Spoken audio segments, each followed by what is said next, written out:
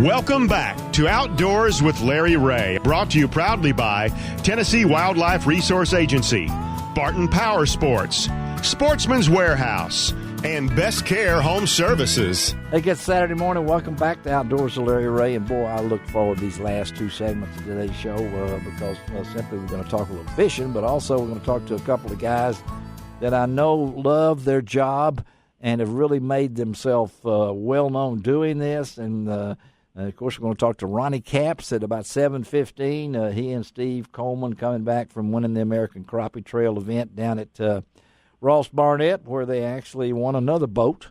And I think they're going into the boat dealership down there, Ronnie and Steve. They have a collection of those. But right now we're going to talk to the man whose title is rather long, but he has only a few responsibilities. No, he's got a lot of responsibilities. He is the director of event and tourism partnerships with BASS, and that is our good friend Michael Mulone. Good morning, Michael.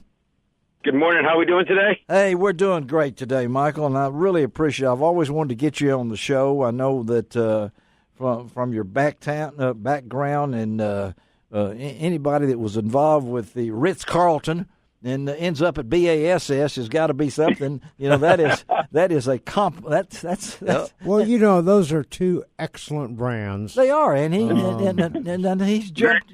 Yeah, very closely related.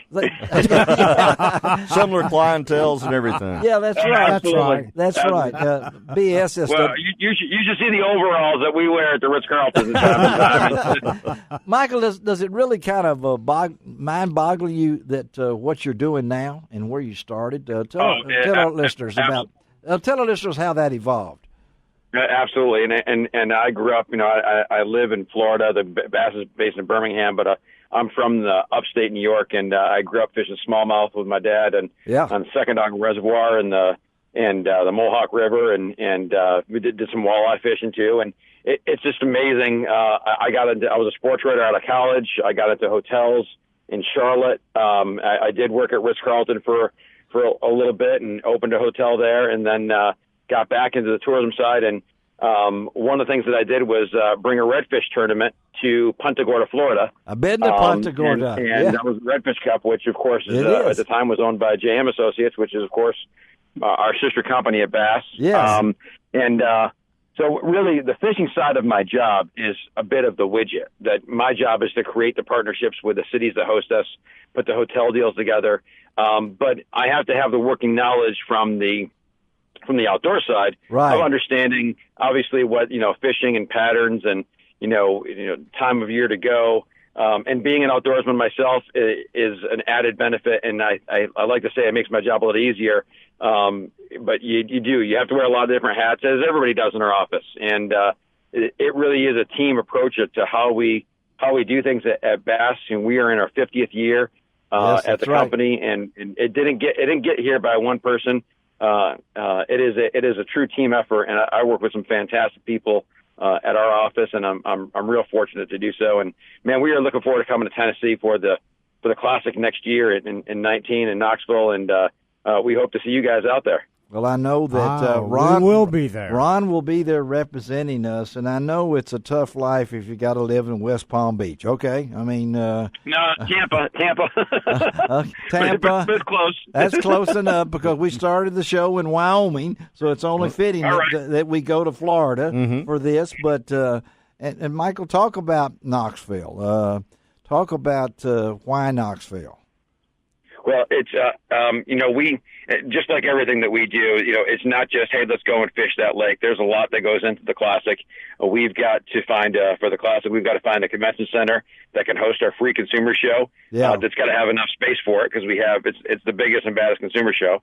We need a basketball arena of sorts or a large venue that can host our weigh-in show, which, if you haven't been to a Classic, it feels a lot more like a rock and roll concert than it does a tournament weigh-in. Absolutely. We need the hotels that are there, and of course, an airport to bring the literally hundreds of thousands of fans. In the past 5 years, we've averaged over 110,000 fans at the Classic, and 143,000 fans in Greenville this past year. So a lot goes into it, but from our standpoint and for the good of the group, of the audience, fishing the Tennessee River and Fort Loudon, Tellico, that time of year is just going to be lights out. And we know that there's going to be some big smallies, but the largemouth will be, the star attractions. And, finding the right place at the right time with a city that wants to host us, it's going to be the perfect combination for a great event. And Ron, you're our man at the Classic. So describe what Michael's talking about, because the fishing is the big deal. The fishing is a big deal. The event. I know. In the '80s and early '90s, when I was with the Commercial Appeal newspaper here, and I went to Classics every year and went to all of them. They was always at Birmingham. It felt like. Mm-hmm. I wished I'd have been back in those days when they didn't know where it was, and they got in a plane and flew to it. Flew to Lake Mead. Yeah. But Ron, you talk about it because you've experienced it. Well, first of all, for the casual fishing person, family, and even the kids today, to go to the various events that BASS hosts during the during the Super Bowl of fishing. It is, yeah. The expo, for example, it's free, yeah, and it is the largest fishing tackle show open to the public in the USA. And, yes, sir. And then because of that, a lot of your manufacturers will introduce brand new products they're coming out with. So you can witness all of that. You get to see the people. You can see the pros are right and there. And the pros that are not fishing. Yeah. They're there to talk with you, to help you, to sign the autographs and all of that. And then you go to the weigh-ins, And Michael was talking a little bit ago about the weigh-ins. You go into the weigh-in, it is like a rock concert. To be able to see all of the fishermen, the very best in the world, that you read about and hear about and see on TV, come across the stage, and they all talk to the crowd. It's really, really amazing. All of these events are free of charge. And that's what... First of all, and then there's just so much to do. And, last year, for the very first time, BASS not only had Media Day, but they had fan appreciation after the Media Day event, where you could go up and talk to the 52 participants there in the Classic. And I know, Michael, when you put these things together and you're looking at Knoxville for next year, it looks to me like you hit a home run. I think it's been in Tennessee twice before. Is that right, or something like that?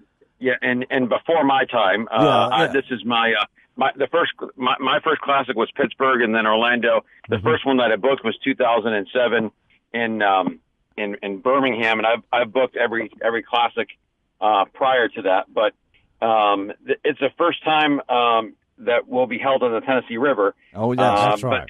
But we've been there before. But it's so long ago. It's before we did the indoor weigh-ins it was back. It was in the old days, and again we're talking to Michael Mulone. He is the director of event and tourist partnership with BASS. And I will also throw in there, Michael, I did not know that last year.